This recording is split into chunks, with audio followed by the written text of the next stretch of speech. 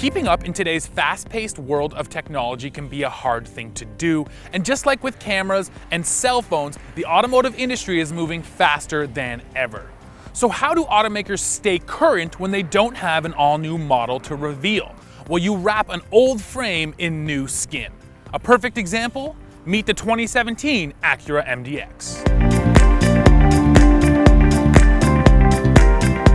The newest thing about this 2017 MDX is the way it looks. Now, there have been some packaging changes, but really it's the style that sets it apart this year. Now, that consists of that new diamond pentagon grille, these restyled July headlights, and new bumpers in the front and back. Now, I'll let you decide whether it looks good or not, but one thing is for sure.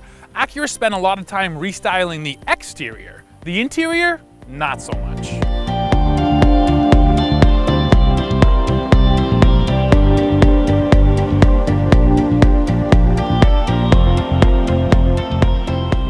Inside this 2017 MDX, you would be hard-pressed to name it as a new model, but that isn't necessarily a bad thing. So first, let's start with the positives.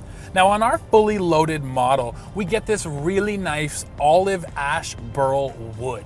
And what's so nice about it is it's open pore. It doesn't have that glossy finish, and it just looks gorgeous. Aside from that, the seats are fairly comfortable, and the leather on the steering wheel also just feels good to the touch. So aesthetically speaking, the cabin is pretty good to look at, and this two-screen setup does give it kind of a high-tech look. The problem is it just doesn't work that well. The touchscreen is just sort of convoluted with buttons, and it's not that fast to react, and some of the choices just seem arbitrary. For example, I can adjust my temperature with an actual switch, but I can't get to my fan speed without going into a menu on the touchscreen. Now, on top of that, to control this screen up top, there's a knob down here in the center, and once again, it's just not that intuitive to use. Moving into the back, the second row of this MDX offers 36.6 inches of legroom, which is just about enough for me, though the headroom does fall short and I stand at about 6'1". Now, the MDX also falls short of its biggest competitor, the Infiniti QX60, which offers 41.7 inches of second row legroom. And it even falls short of the Lexus RX 350, which offers 38 inches of second row legroom, but keep in mind that the Lexus doesn't have a third row.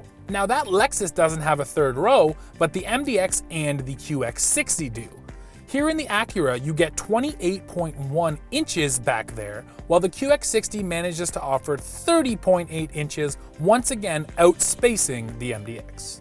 And finally, the trunk of this MDX offers 15 cubic feet of storage behind the third row, once again falling short to the QX60, which offers just 0.8 cubic feet more. So it may not be the most spacious luxury crossover, and the infotainment system is just okay, but this Acura MDX does drive quite nice. Now, the model we have today is equipped with Acura's super handling all-wheel drive, which also brings along a set of thicker sway bars. And what that does, it just helps this thing stay nice and flat through corners with some decent tight handling. The sound deadening in this cabin is also quite good, and it's a smooth riding V6, which adds to this luxury feeling. Now, under the hood, it's a 3.5 liter unit that makes 290 horsepower and 267 pound-feet of torque.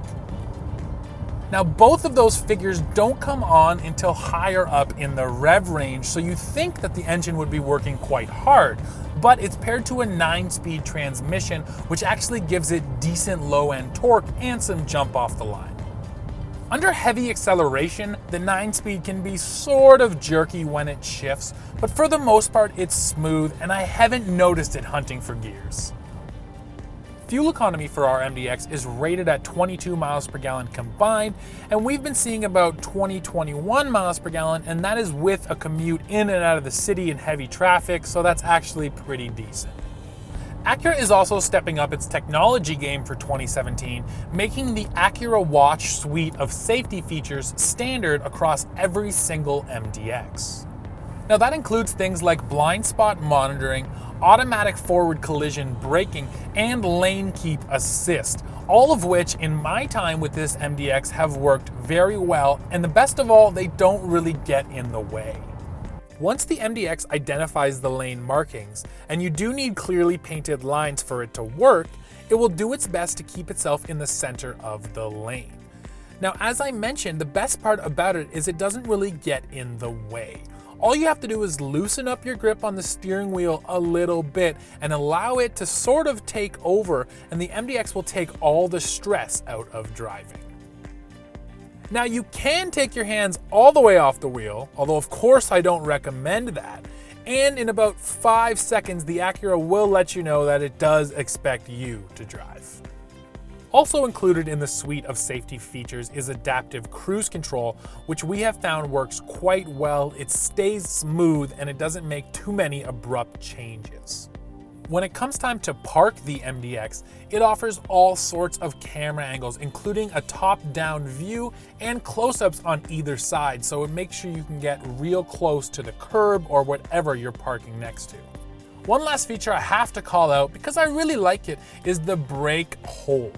Now it allows you to pull up to a red light, take your foot off the brake, and the MDX will not move until you hit the gas pedal.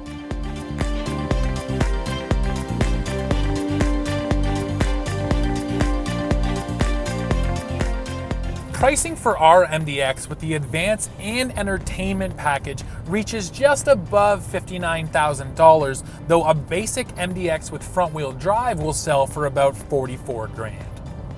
That puts it a little on the high end of its class, as the Infiniti QX60 sells for about $56,000 once loaded up with comparable content, while the Lexus RX 350 will sell for about $50,000, though keep in mind that the Lexus doesn't offer a third row. Whether you're looking to deliver 7 people in comfort or to get an engaging drive, the MDX delivers consistently.